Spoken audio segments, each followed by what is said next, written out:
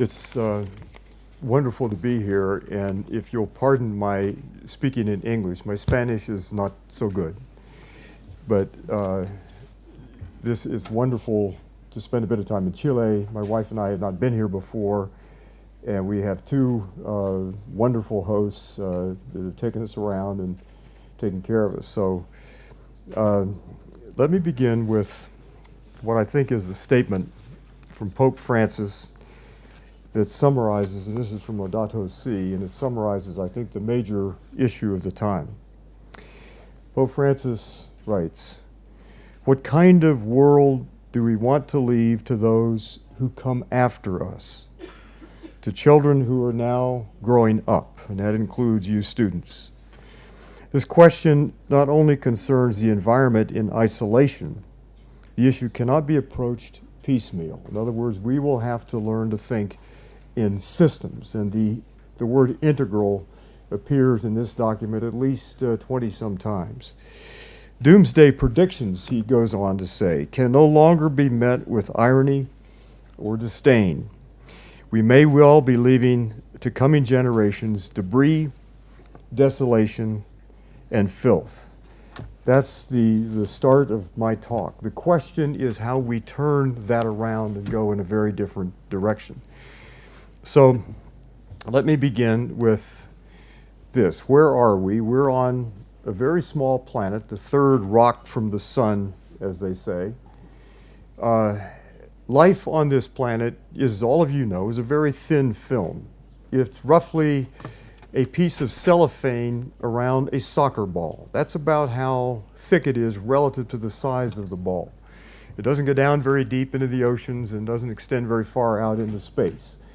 But it's all we have. The population on the planet in 1800, 300 years ago, was 1 billion people.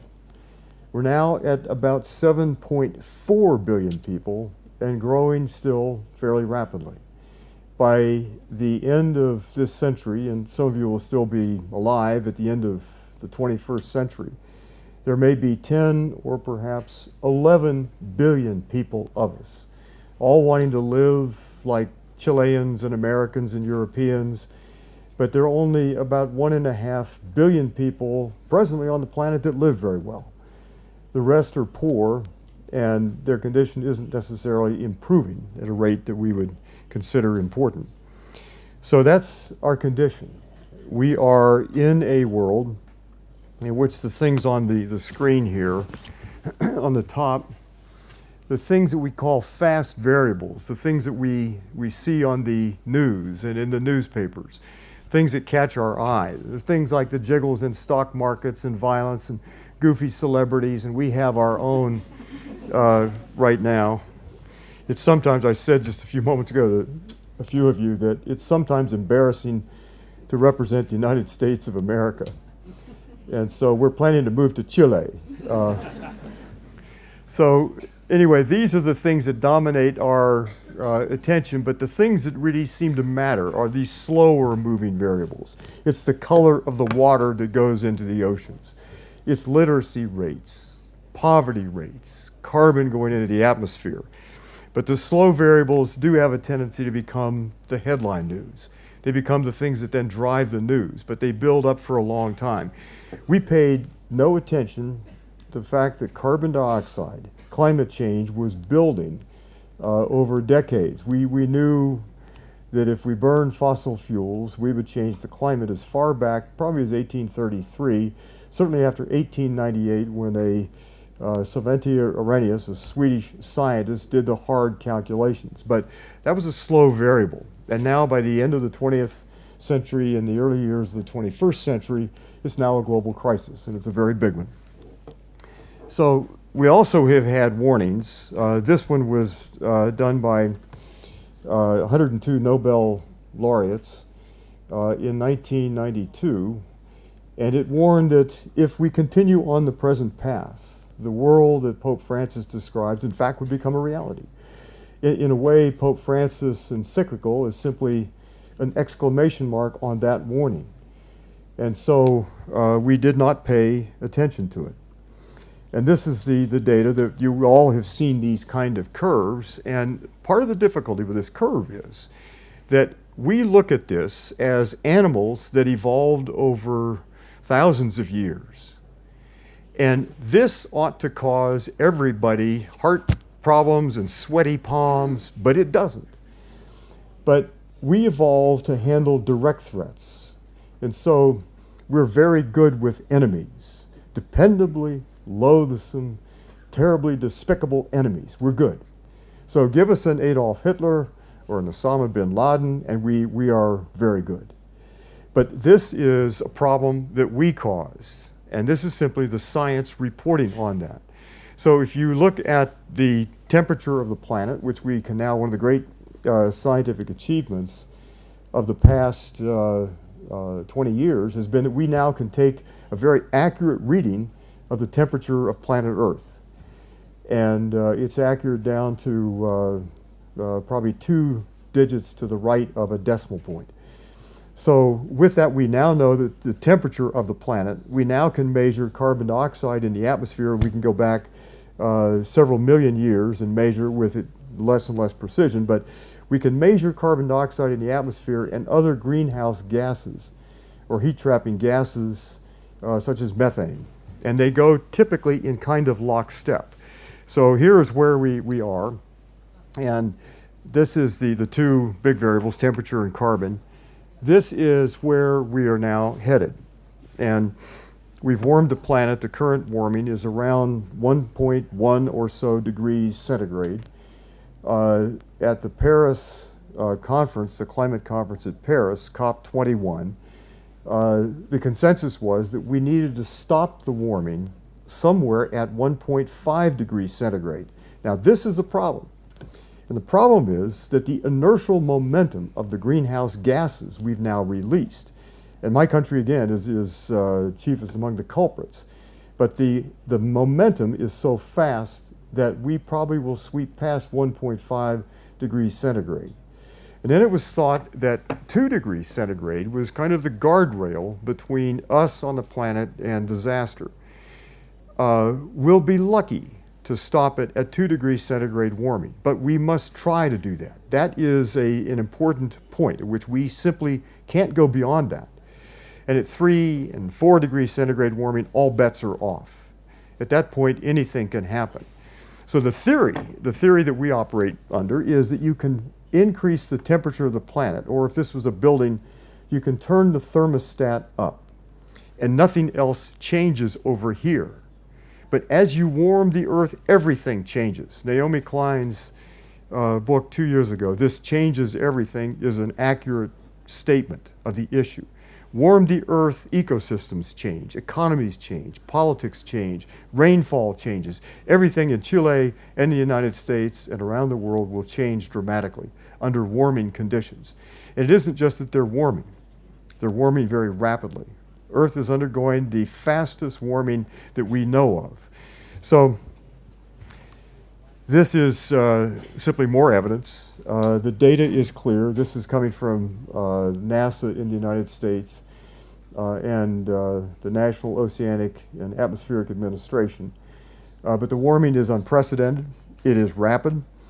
This is a chart I pulled off the internet this morning.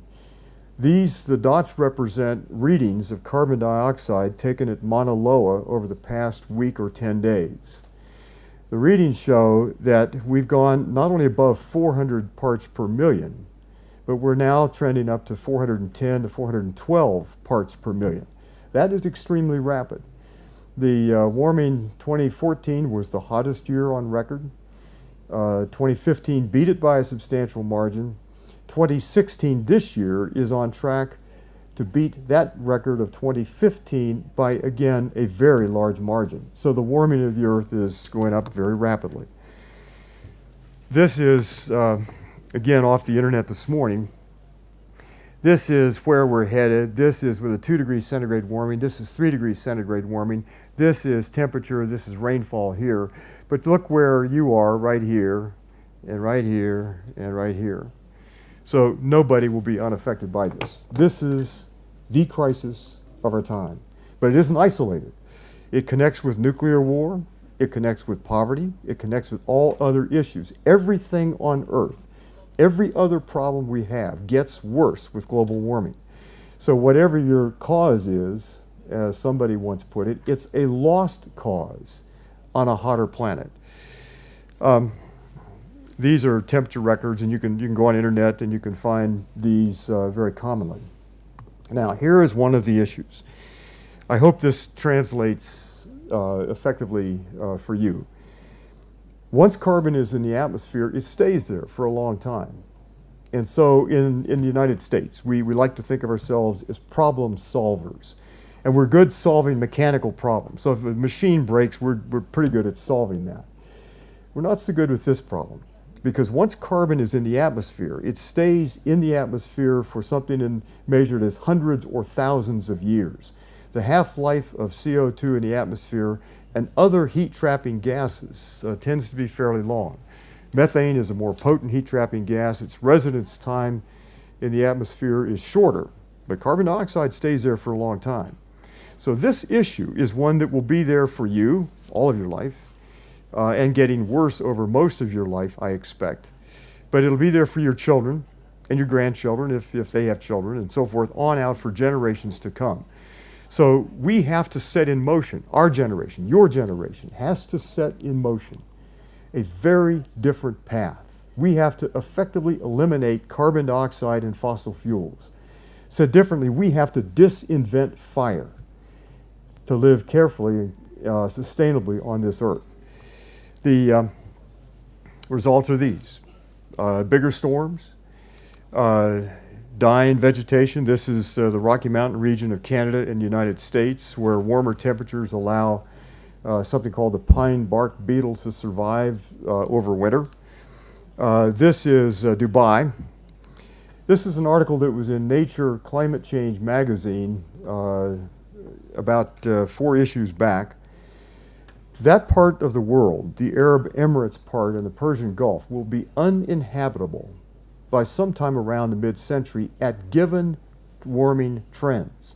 You won't be able to go outside. Temperatures will be in Fahrenheit terms 120 to 140 degrees.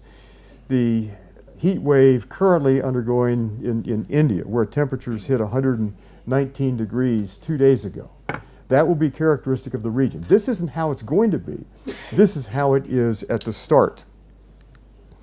And then we'll see this. There will be massive population shifts as people get out of areas where they can no longer live. It's too hot, they can't farm, they can't live, the economy has collapsed. So this is part of the European migration, or part of the Syrian migration into Europe. And so you'll see more of this kind of thing. And this was what Pope Francis was trying to describe, the inevitable horrors about this change. All right, enough bad news.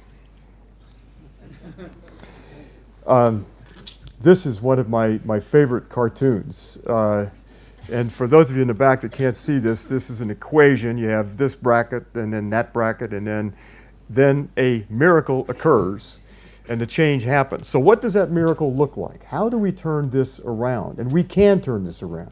It isn't too late.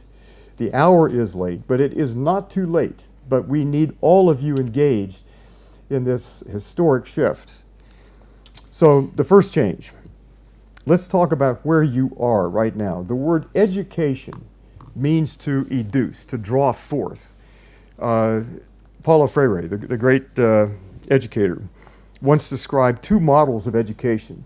One was the banking model, where you students, all of you ignorant, come in and we give you knowledge. It's kind of like a vending machine. Does that translate okay? Where you put money in and you take out a Coca-Cola or something down here.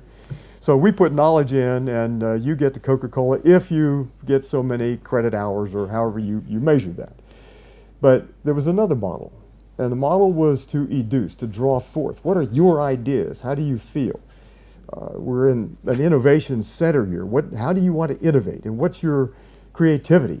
Who are you relative to these big issues? And what do you want to be? I used to teach a class. I hope this translates all right. It was a design class, and I had my students, first day of class, the assignment was for the next day of class to write their epitaph. What do they want said about themselves at the end of their lives?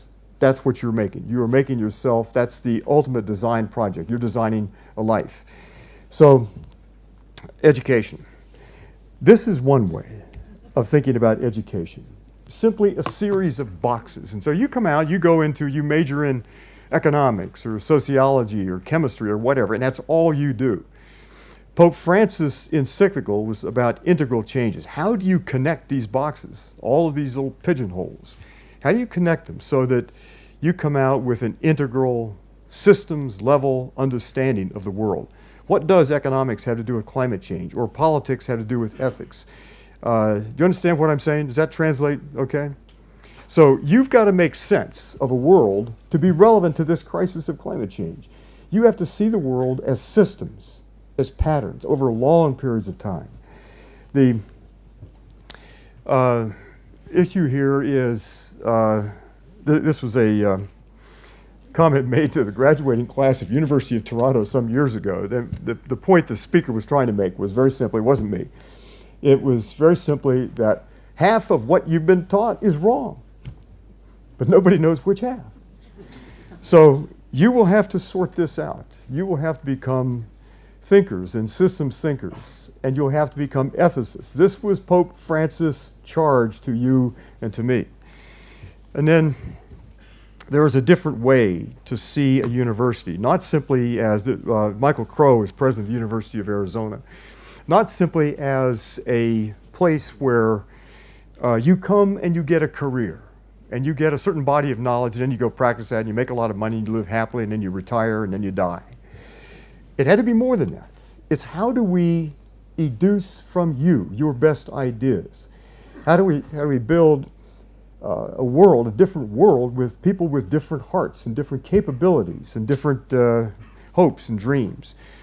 And so this ecological disorder, and you can see it most easily in, say, climate change, but you can also see it in the loss of species. Half of the species on Earth will disappear very likely at present trends by the end of this century. You can see it in ocean acidification. Oceans are acidifying much faster than anybody ever thought they would. You can see it in the loss of soil, in the loss of biota. You can see it in so many different ways. But that outer disorder starts right here. It's a disorder that begins with how we think about the human role in the natural world. It's a crisis of mind, and we in higher education purport to improve your thinking ability. The question then is whether we can actually do that. And then everything that you learn at a university, everything, is somehow related to ecology and to environment.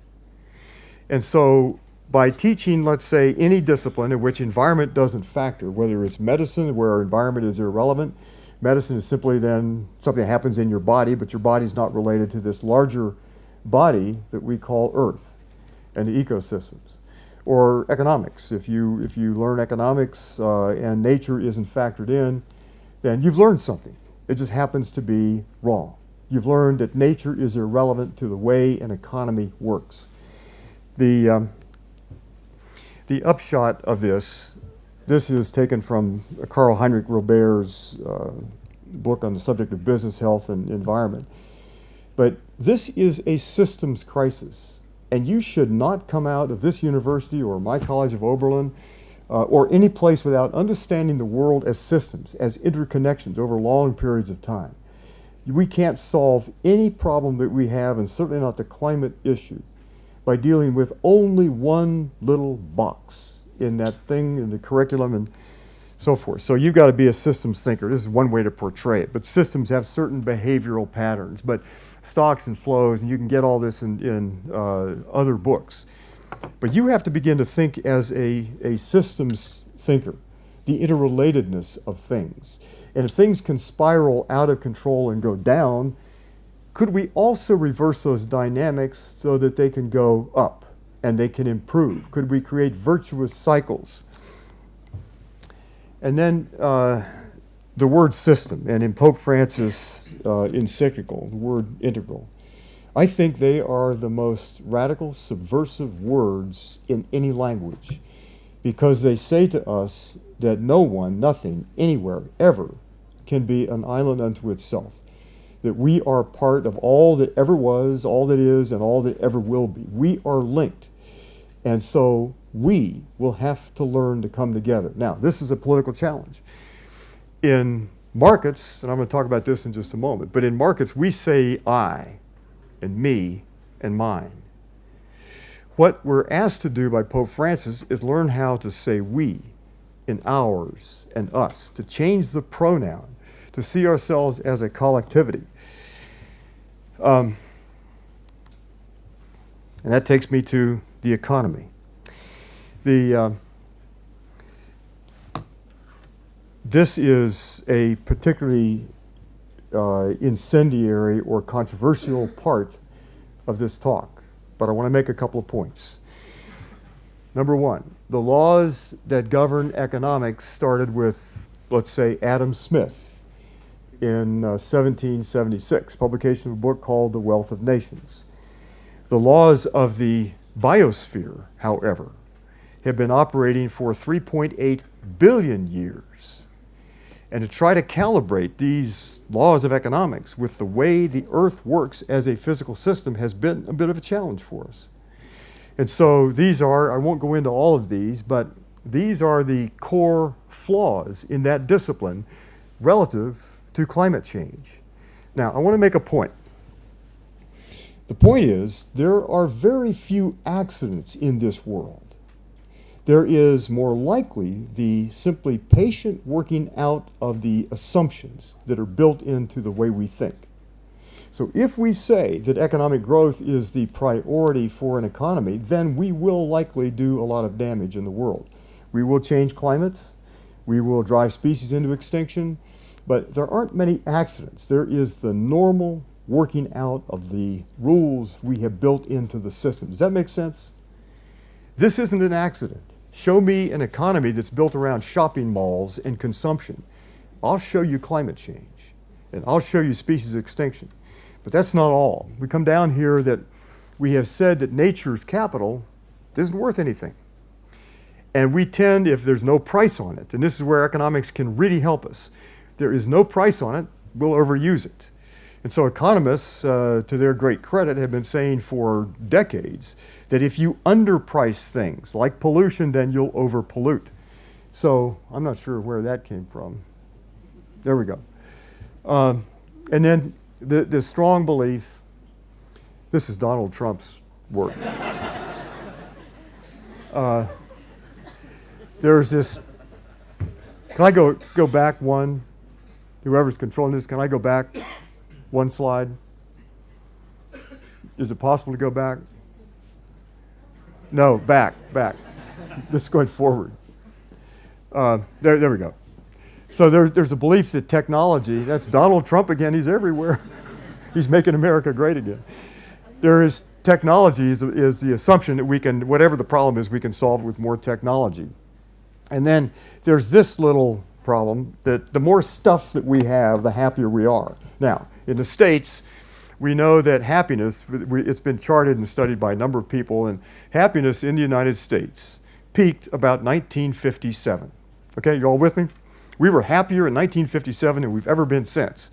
Now, it was different for me. My happiness peaked later, but that's a different matter. So then, but the amount of stuff that we had kept going up like this.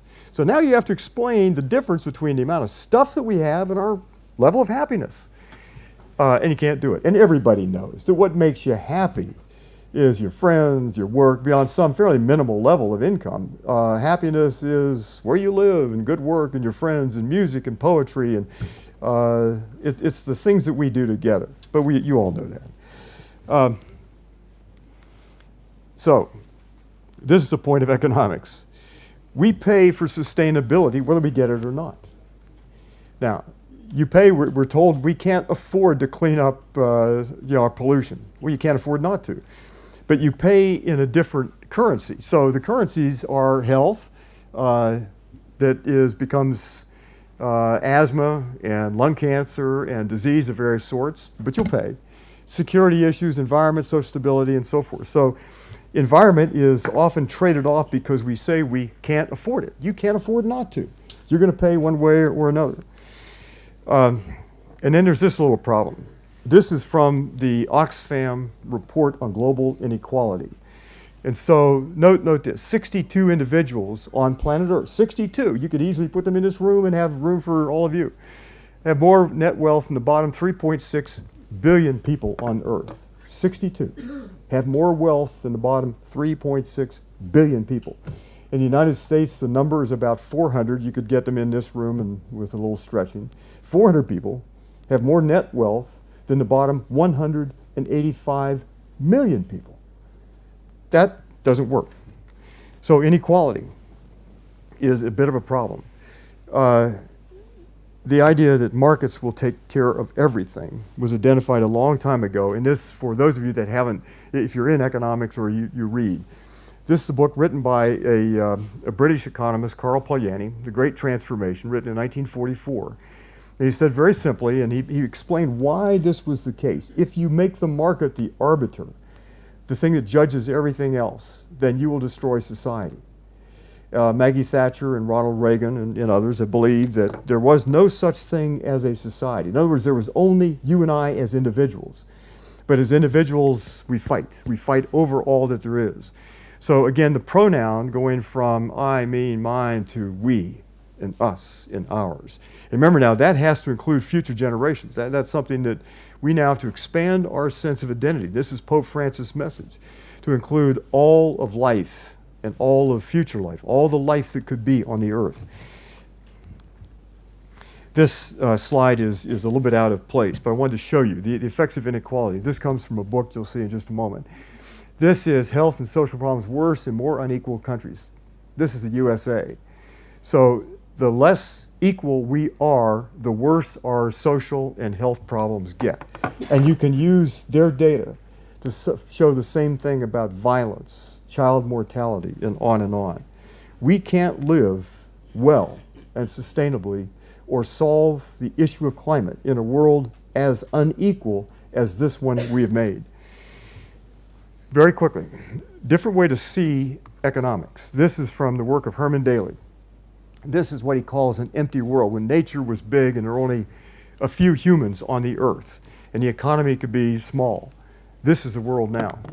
So we take something around, give or take, half of the net primary productivity, all the stuff that the sun generates from plants and so forth.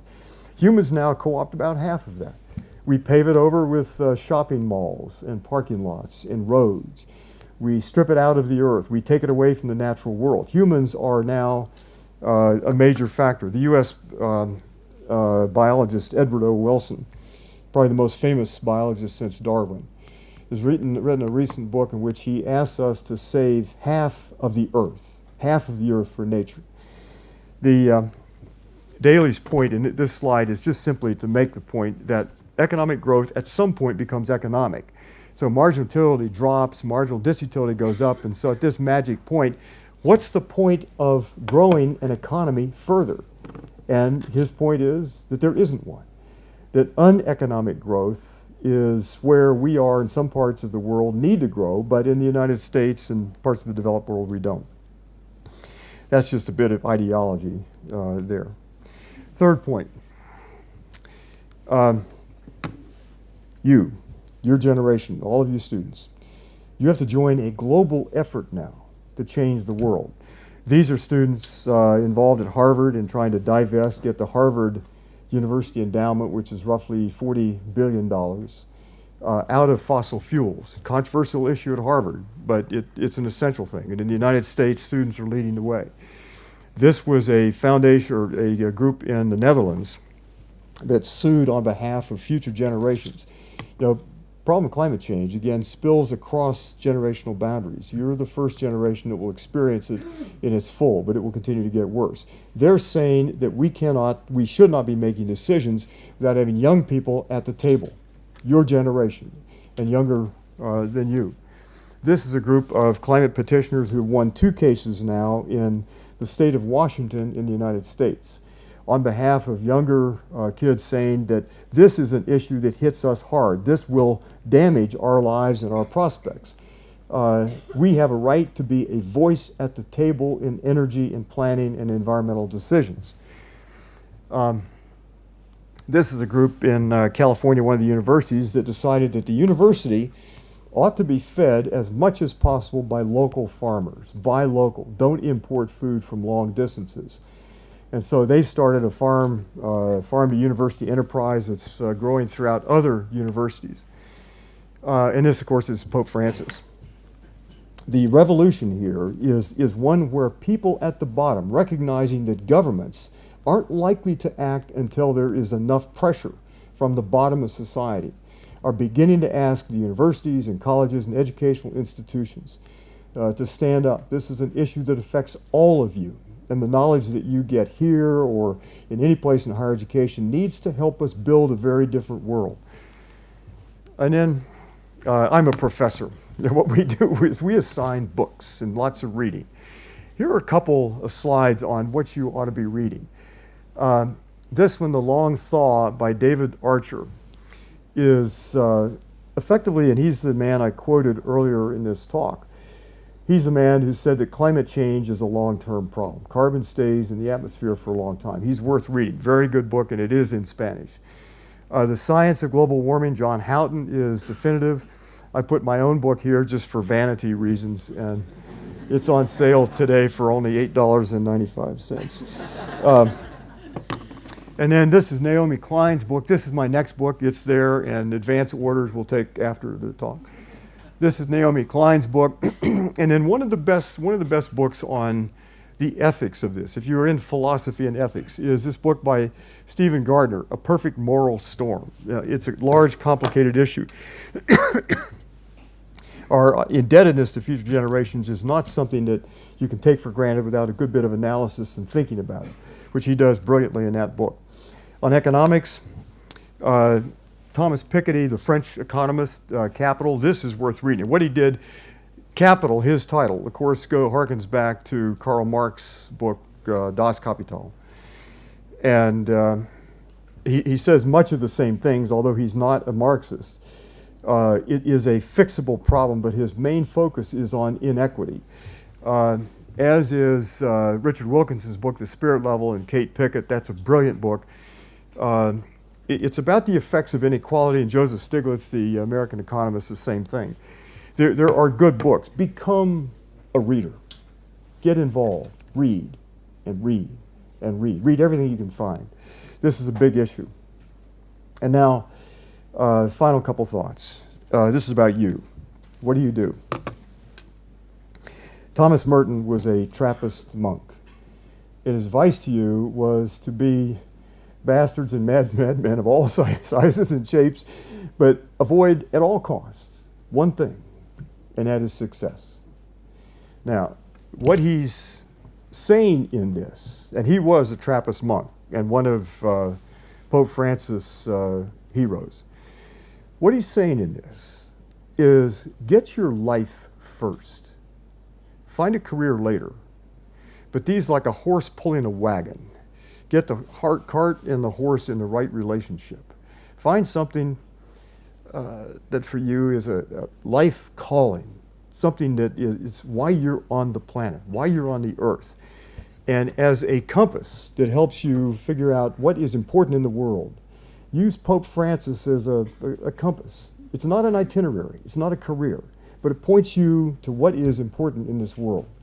So whatever you do something that really matters. Write your epitaph, in a way. What difference do you want to make in the world? And I think you can make a very, very big one. Final thoughts. The word sustainability is a big, complicated word, and no one really knows what it means. But I think at heart, it's kind of simple. How do we ensure the longevity of the human enterprise on planet Earth? No one knows for sure. And no one can say for sure that the human enterprise will make it. If you were a gambler out someplace out in Alpha Centauri at some intergalactic betting parlor, you wouldn't bet much on Homo sapiens, on us making it. I will. I think that we can. But I think that we have to relearn some old and ancient lessons. And they're lessons about play fair, share. When you're in danger, band together, hold hands crossing the street, clean up your messes. All of this was in a book by Robert Fulgham that's at the bottom of this slide. And then the last thing I would say is this, relative to Pope Francis and to the challenge of sustainability and climate change in particular. What is education for? The great challenge of our time is, what difference will you make? What difference will we make in higher education relative to these crises? And it isn't just a crisis of the planet. As Pope Francis said, it's a human crisis. The warming of the planet is a symptom of deeper human problems. I think we can make a great difference. Thank you very much for your time, and it's great to be here. Thank you.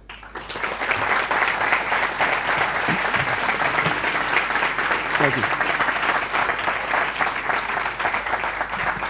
Hello. You talk about these deep problems of society more than the actual technological problems. And as you mentioned a lot, probably these problems rely on things like greed of humans and our lack of worrying about the next to us. And those are so the way we are as humans, we are greed, we care first of us, of our family. How do you think that is going to be attacked, or is that being attacked at some way of that deeper problem? Because that's who we are, I don't know that we are necessarily greedy or self-serving. I think you're describing the common view of humans. But it's a view that has been shaped very much by advertising. I don't know how you are exposed to advertising, but in the States, the average person in the United States is exposed to 5,000 advertisements every day. And they tell us very simple things. If you want it, buy it. If it feels good, do it. So take care of number one. Take care of yourself. But it's taken about $500 billion a year to convince us that we're really just economic creatures. I'm not prepared to believe that entirely. I think that's a side to us, that we can be greedy and we can be self-concerned. But the point of religion was to pull us out of that. The point of education, reduce, is to draw us forth into a very different consciousness of what we can be. And so trying to explain altruism has always been a problem for biologists. And all kin selection and all that kind of literature about altruism and why do some people sacrifice for other people. The assumption is we will do it only if we're closely related in terms of kinship, and then our genes will more or less survive. I don't believe that entirely. And I think even if I did, and your point's a great point, thank you for putting this out on the table, but even if I did, I think we have to, as a species, grow into a more mature, fuller stature as a species. And as a species, what do you say of a species that breeds a Mother Teresa and a Donald Trump? What can I say? So the bookends of human potentials are actually very wide. So anyway, thanks for that. I think that we are better than that conventional view of humans. All of you have friends, and you will do things for friends that are extraordinary. When they're sick, you'll help them. When they're in an accident, you help. All of us, or some of us, have children. And for those children, we will do things that are way, way, way beyond our own self-interest as parents. You know, your child is sick and needs to be taken to the hospital, and you say, well, wait a minute, what are you worth to me? Gee, what have you done for me lately? We don't ask that. We simply take them to the hospital. Anyway, thanks for that point or question.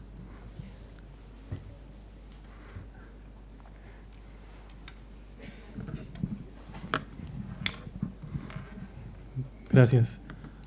Thanks. I would like to know your opinion about the goals, national goals that have been setting, but some different countries about carbon neutrality. And what do you think if it is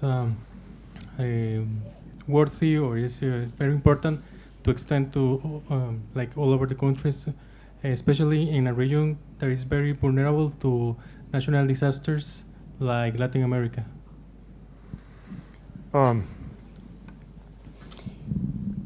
Planning in what sense? Just for a second, country plans relative to climate change.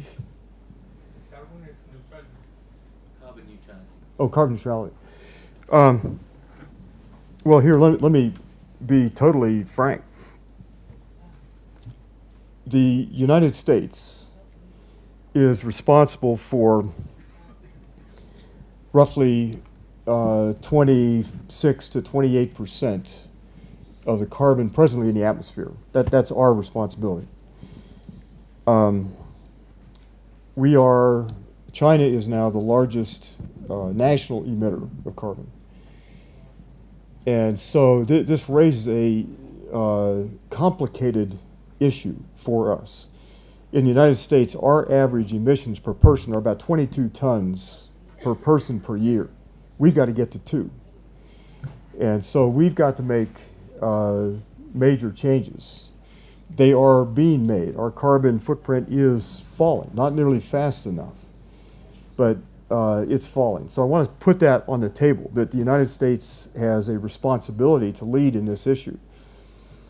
In the planning, I think the developed world, and this is part of what COP21 was about, the developed world has an obligation they haven't entirely met, they haven't really met it much at all, but has an obligation to help other countries make the transition to a low carbon or zero carbon future in a way that spreads wealth. And there's a brand new international dynamic in which military power isn't much use in that kind of world. So I'm stumbling around here to say I think there needs to be something of an equalizing effort. Many countries have got to come up, and the big countries have got to lower carbon emissions. And so the wealth is spread. In Africa, for example, technology helps us. You don't need to string telephone wires across Africa. And in some cases, you don't need utility transmission lines because on-site energy generation, given better technology, allows you to do different things and better things. But if I'm understanding your question, I think there needs to be a leveling down and a redefinition of what it means to be prosperous. And so this means, I think, setting boundaries on wealth. In the United States, the richest American is probably $70 billion of wealth. That's one of the 400 people in the room that have more net wealth than 185 million. That doesn't work. It doesn't mean an end to capitalism necessarily, but it means that you have to set guardrails, the same thing you have on a highway and a mountain road. You have to set guardrails between behavior and disaster. You have to keep things somehow in boundaries. So some countries, the poorest countries, a bit over half, roughly 110 countries need to come up dramatically. Wealthy countries need to level off income and redistribute a good bit of income into public infrastructure. I mean, if I was running for the presidency, and I'm not, that's what I would propose. And it's very close to what I think Bernie Sanders was saying, or has been saying in American politics. I don't know if I answered the question or not, but I think that if there has to be a whole different international regime that levels out differences. There are many parts of the world that just have to grow. We got to build schools and roads and infrastructure and create viable economies. And there's some parts of the world that are overdeveloped. That was the Herman Daly, those two X lines that when you get past the point of marginal utility, it's no longer useful to grow. We don't need any more shopping malls in the United States. We don't need any more cars in the United States. We need public transit in the United States. We need health care for the roughly 20 million Americans that have no health care. We need to transition as quickly as we can to a low carbon future. But those are the kind of things that it's public investment. Now, one other point in this. The market fundamentalists talk about wealth as if it's private wealth. And so it's my money and so forth, instead of public wealth, our parks, our healthcare systems, our roads, the things that we own in common and increasingly own with future generations. Now, what I've said will disqualify me forever from running for president in the United States of America. So I'm moving to Chile, where I'm Jerry. Thanks for your point. Aquí. Profesor. Acá. Oh, I'm sorry. Okay. Yo quiero hacer una pregunta en español. Tengo una pregunta acerca de las metas mundiales que tenemos en materia de educación. Desde el 2011, que se declaró el decenio de la biodiversidad sobre las metas Aichi, la ONU declaró que era meta mundial que a 2020 todas las personas del planeta tuviesen conciencia del valor de la biodiversidad y de los pasos que deben seguir para usarla de manera sustentable. Ello nos ha provocado reacción en educación porque tenemos que educar en valores, siendo los valores como una alternativa para aportar a que este cambio del que usted habla se genere. Agradezco que haya hablado de la equidad como uno de esos valores, pero me gustaría consultarle qué otros valores considera usted prioritarios que incluyamos en la educación de hoy para promover ese cambio.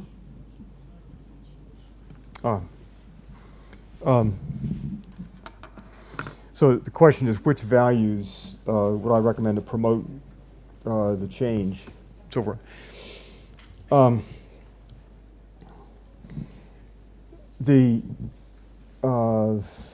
If you're biblical, and all of you are good Catholics, I presume, the book of Deuteronomy, the writer of Deuteronomy puts it before us that I've given you life and death, and choose life that ye and your children may live thereafter. But that requires that we understand what creates and supports life. And the economy that we built is mostly, and Pope Francis says this very clearly in the encyclical, it's an economy of things. It's an economy of stuff. That's dead. Life is about radically different things. I think our charge is to learn, and this is why biology and ecology are so fundamental in every discipline. If I was starting a university on my own, I would start it with ecology. Learn how the world works as a physical system, or biophysical system first, and then everything else. Then learn how an economy would fit into that framework. Learn how everything else that we do supports it or retards it. So that life-centeredness, the first value, I think, is after you have chosen to support life, is compassion. I think a good heart and an understanding of how the world works socially relative to the way it works biophysically. I'm not sure if that quite gets at it, but I think the essence of Pope Francis' encyclical says everything I can say or would say better than I can say it. It is a sense of compassion and togetherness In political language, we talk about solidarity, but all that really means is the sense of we-ness, that we are in this together with all the plants and all the animals, all this enterprise of life. And so if you choose to enter a career or a life to defend life, and that's the rights of life to exist and all of its wild diversity and all of its differences and all of its fecundity, then I think we have to cultivate a compassionate heart to act on that belief. Does that make sense? Thanks for that question. David, when did universities get it all wrong? Higher education get it all wrong, producing disciplinary robots? And if you were to be rector for the day here in our university, what are the three things you would do to make this university more sustainable? Your Jonathan, three on your wish list. is that a job offer? You'll have to ask Guillermo Marshall. Let's talk about salary then.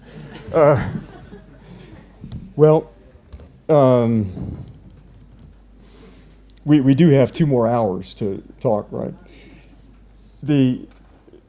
I can't speak of Chile, but in the United States and in Europe, the model of the university was Germanic. It was from Germany, filtered through Oxford and Cambridge.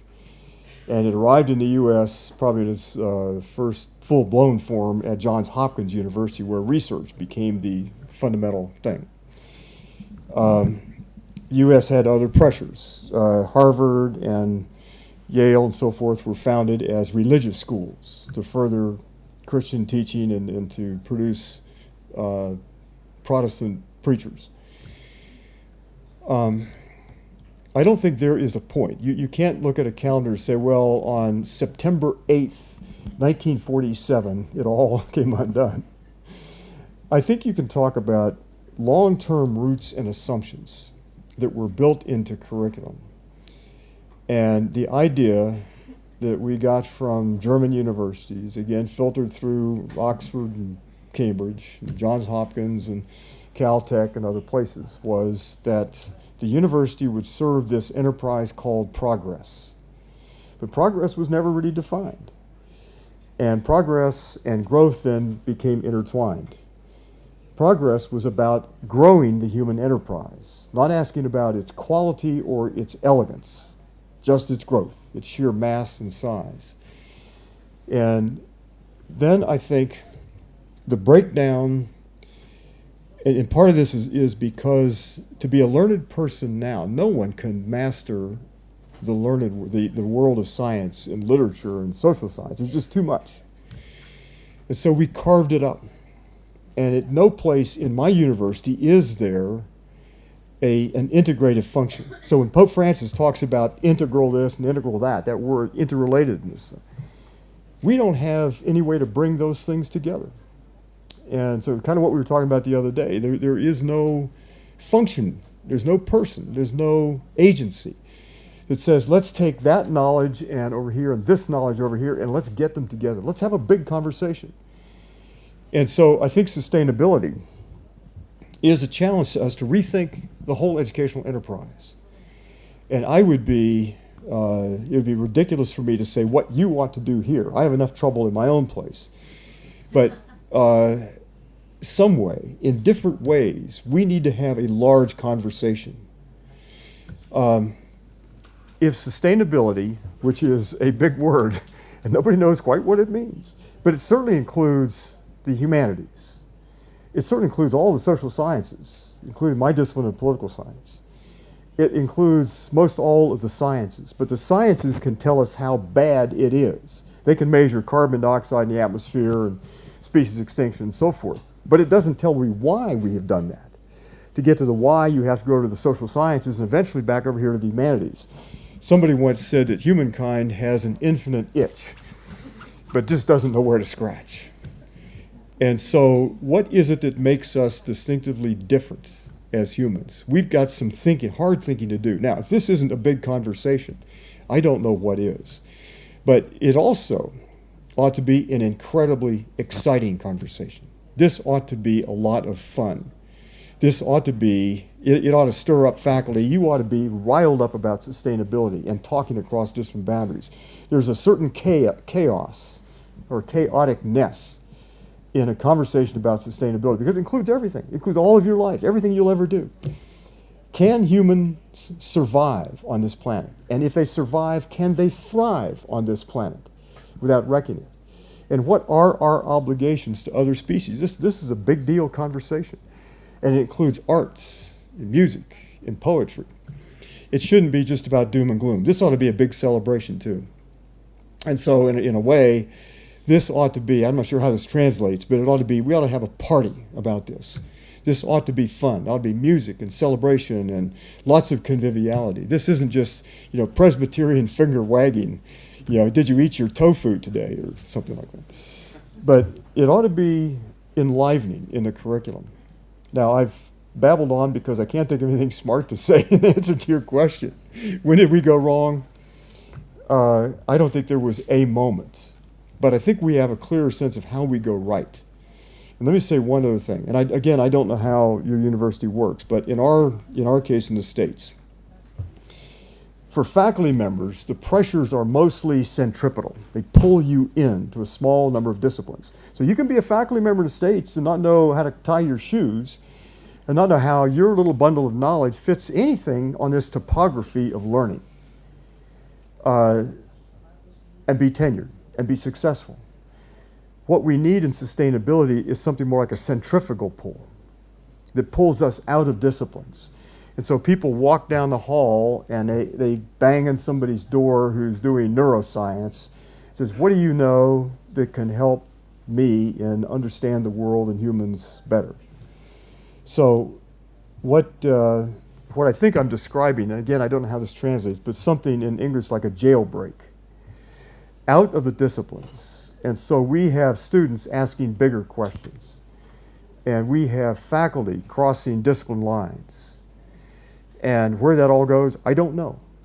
But I think I can envision colleges and universities being much more exciting kinds of places than I think we typically are. Again, you're maybe a big exception. But in the States, I think education can be boring. I think it could be rule-driven. It can become mind-deadening.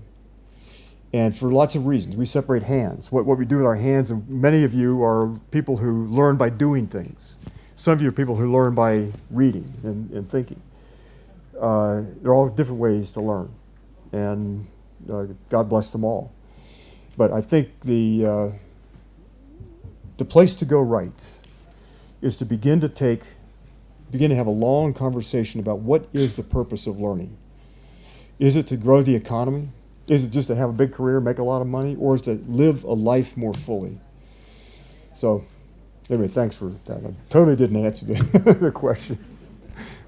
There is a theory that says that being vegan is the most productive way to improve our situation in climate change and poverty. What do you think about that, being vegan as a personal choice? Being vegan? Vegan? Oh, great idea. If you take meat out of Western diets, you do several things. Tomorrow I'm going to talk a little bit more about ecological design. The talk tomorrow is a different talk than this one. And the point of ecological design is to do things in the world, make the human presence in a way that solves multiple problems without causing new ones. And so when you design a world like that, you're producing benefits without lots of costs. So meat. How many of you are meat eaters? Let me see your hands. A bunch of you. All right, quit it. Eating meat in large amounts, and I eat meat. I'm not. I eat everything put in front of me. But eating meat in large amounts clogs your arteries, makes you heavier than you want to be, and also the way meat is raised in the States, what's called confinement feeding operations, which are just basically concentration camps for cows. And when you concentrate all these animals in small spaces, then you have to feed them lots of antibiotics. And you have to artificially feed them, and they have terrible, miserable lives. 90% of the cows surveyed from concentration camps and confinement feeding thought it was awful. That's a really bad joke. I'm sure that didn't translate, but anyway, I'm for changing diet.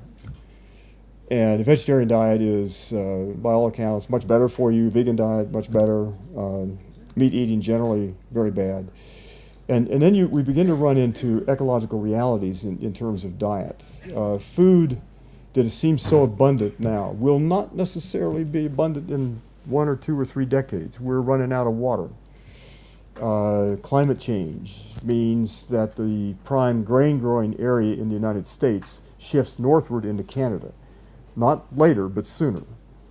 But the soils on what's called the Canadian Shield are much thinner soils. And so you're not going to grow corn and wheat in the same abundance that you do in Nebraska and Kansas now. So we'll have to change diets at some point. So I'm all for it. Thanks for raising the question. What you eat is a political act. How you eat is as political as anything you'll ever do. So eat carefully. Acá. Hola, soy estudiante de Biología Marina y también de Educación. A mí a futuro me interesa mucho realizar educación y difusión sobre el cambio climático, y en mi centro de práctica, o sea, en el colegio donde estoy haciendo la práctica, inventé una serie de proyectos sobre que los niños en high school y en secundaria se den cuenta por medio de un juego su comportamiento egoísta y la sobreexplotación de los recursos, basándome en la tragedia de los comunes. Primero que todo, como que le hago desarrollar un juego que ellos no se hablan entre ellos, entonces van a intentar de sobreexplotar un recurso por medio de su comportamiento egoísta, y posteriormente yo le cambio la regla del juego a ellos, en donde se tienen que poner de acuerdo para no sobreexplotar recursos y poder sobrevivir, y poder que el juego dure más en el tiempo. Mi pregunta es, ¿qué consejo me daría usted, si estoy bien encaminado a lo que estoy haciendo en mi proyecto, como realizando juegos para realizar una mejor sustentabilidad en los colegios, y alguna sugerencia al respecto de esto? Okay, I got part of that. It was suggested. Are you a teacher in? Sí, o sea, estoy estudiando pedagogía y estoy haciendo práctica en mi colegio, y en el colegio estoy realizando una serie de proyectos sobre juegos basados en la tragedia de los comunes. Okay. If I understood the question, I didn't hear some of the first of it, but if I understood it correctly, let me say, and this is part of the talk I'll give tomorrow, but imagine every child everywhere on Earth going to schools that are powered by sunshine, solar collectors. Imagine every school eliminating all the waste. No waste product, water, or hard material leaves the school. Imagine a school where a lot of the food is grown on site, and it becomes just part of the normal way we educate. Imagine young people coming out of schools and understanding landscape ecology and thermodynamics and something about architecture and how we make lots of different things. I mean, imagine schools being laboratories in a very different way to live. And so the one thing I'd recommend, if I heard your question correctly, is to change the architecture and the design of schools and make it so that schools are places where you see the changes that we want to make in the world. And it becomes simply normal. It's just the way things are done. And I don't know if that answers the question. Did I cover that well enough? Is that? I don't know. But thanks for that. And I think my wife is an elementary education teacher, and a very good one. And she starts, honey, was there anything else you wanted me to say? The starting early on with children and getting them used to gardening and animals and plants and soils and so forth, so that nature, if you introduce nature to somebody at age 25, it's an alien thing. And so we have to understand how to reintegrate natural systems in everything that we do. I mean, this is why landscape architecture in schools and design of these places become so critically important. But thanks for that. Thanks for that question. Profesor David, escuchándolo, me recordó a un destacado neurobiólogo chileno, Francisco Varela, quien también proponía la revalorización de la experiencia, la empatía, el valor del humano y otras situaciones. Sin duda el tema de la sustentabilidad es un tema que trasciende las distintas áreas, carreras y etapas de distintas personas. La educación es sin duda, creo yo, la base para poder implementar distintos tipos de políticas públicas, tanto privadas, que puedan propender al mejor aprovechamiento de los recursos productivos que nosotros tenemos. En este sentido, de acuerdo a su experiencia, ¿existe algún gobierno o alguna experiencia local en el mundo que haya podido enfrentar el tema de la sustentabilidad y la educación ambiental desde los inicios? Cuando hablo de los inicios, me refiero a la educación inicial, de la educación que tienen los niños de 0 a 5 años, puesto que creo que ahí existe una dirección importante que tomar. Y muchas gracias. Well, thank you for that question.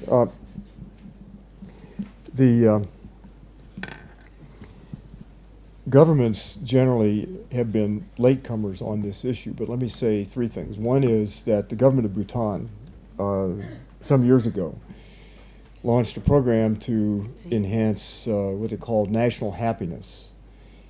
And I don't know that it succeeded. We were there as part of an effort to think through what that meant in terms of schooling and education a few years ago. But it was an effort to reframe what education was all about. And of course, the paradox when we were in Bhutan was that you went back after being in these meetings about sustainability and education and for happiness.